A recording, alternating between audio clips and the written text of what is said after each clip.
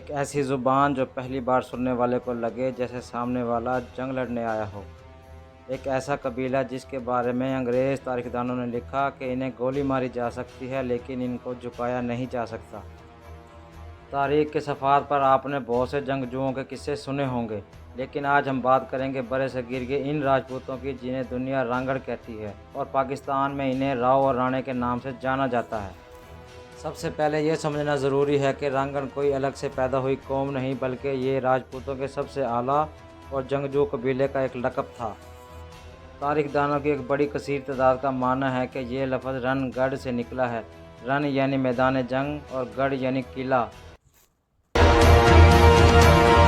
یعنی وہ لوگ جو میدان جنگ میں لوہے کی دیوار بن کر سامنے آ جاتے تھے جسے دشمن کبھی پار نہیں کر پایا۔ سلطنت دلی اور مغل کے دور کے درمیان جب صوفیہ کرام کے اخلاق کی روشنی اس خطے پر پھیلی تو چوہان، تومار، پنوار اور بھٹی جیسے راجپوت قبیلے نے اسلام قبول کر لیا۔ مسلم ہونے کے بعد بھی ان کی رگوں میں دوڑتا ہوا راجپوتانہ خون اور اپنی دھرتی کے لیے مر مٹنے کا جذبہ بالکل ویسا ہی رہا۔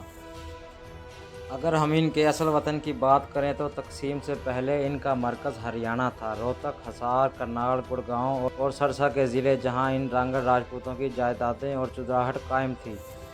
ہریانہ کی سخت مٹی نے ان کے مزاج اور ان کی زبان کو ایک خاص رنگ دیا، ایک ایسی کڑکدار اور رعبدار زبان جس میں نرمی ڈھونڈنے سے بھی نہیں ملتی۔ اس زبان کے سخت لہجے کے پیچھے جو مہمان نوازی، وفاداری اور اپنے یاروں کے لیے جان دینے کا جذبہ چھپا ہوتا ہے، اس کی مثال پوری دنیا میں نہیں ملتی۔ یہ وہ لوگ تھے جو بہترین گھوڑے رکھتے تھے اور دیسی گھی کے شوقین تھے اور اپنی پنچایتوں کے فیصلوں پر سر کٹوا دیتے تھے۔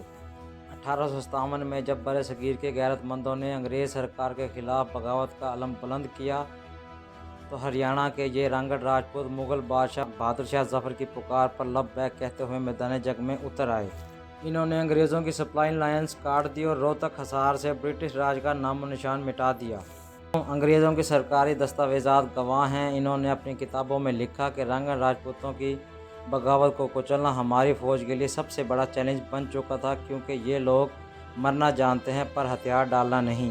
انگریزوں نے بدلے میں ان کی زمینیں چھین لیں، انہیں باغی قوم قرار دیا، لیکن ان رانگڑ راجپوتوں کی انا اور غیرت کو انگریز کا قانون بھی نہ خرید سکا۔ لیکن رانگڑ راجپوتوں کی تاریخ کا سب سے بڑا اور سب سے دردناک موڑ سال 1947 میں آیا، جب برِ صغیر تقسیم ہوا اور ایک نیا اسلامی وطن پاکستان وجود میں آیا۔ ان راجپوتوں کے سامنے دو راستے تھے، یا تو اپنی آبائی زمینوں پر رہ کر اپنے عقیدے سے سمجھوتا کرتے یا پھر سب کو چھوڑ چھاڑ کر پاکستان ہجرت کر جاتے۔ انہوں نے دوسرے راستے کا انتخاب کیا۔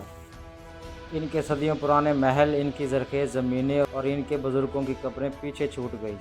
ہجرت کا یہ سفر خون سے لکھا گیا، قافلوں پر حملے ہوئے، اپنوں کے جنازے اٹھتے رہے، لیکن یہ راجپوت ہاتھ میں تلواریں لیے اپنے خاندانوں کی لاج بچاتے ہوئے پاکستان پہنچے۔ انہوں نے مٹی چھوڑ دی لیکن اپنی غیرت کا سودا نہیں کیا۔ آج دہائیاں گزر جانے کے بعد بھی پاکستان کی مٹی میں ان رانگڑ راجپوتوں کی خوشبو رچی بسی ہے۔ پاکستان کی زراعت ہو یا سیاست یا پھر ملک کا دفاع، یہ راؤ برادری ہمیشہ اگلے صف میں کھڑی نظر آتی ہے۔